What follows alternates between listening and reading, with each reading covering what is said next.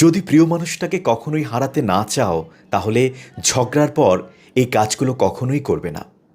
ঝগড়ার পর বেশিক্ষণ প্রিয় মানুষটার সঙ্গে কখনোই দূরত্ব রাখবে না। তাকে একটু সময় দাও, নিজে একটু সময় নাও। তারপর তার সঙ্গে কথা বলো। প্রয়োজনে ফোন দাও, টেক্সট করো, জিজ্ঞেস করো সে কেমন আছে। ঝগড়ার পর অন্য মানুষের সঙ্গে কখনোই তুমি ব্যস্ত হয়ে যেও না।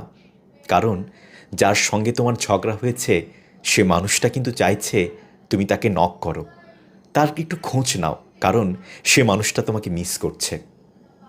ঝগড়ার পর আমরা অনেকে ইগো বা ভাব নিয়ে বসে থাকি, কে আগে ফোন করবে। তুমি কখনো সেই অপেক্ষা করো না, ইগো নিয়ে বসে থেকো না।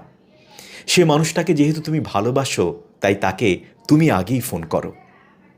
ঝগড়ার পর সেই মানুষটার দুর্বলতায় কখনো আঘাত দিতে যেও না, কারণ মানুষ তাদের দুর্বলতায় আঘাত কখনো সহ্য করতে পারে না।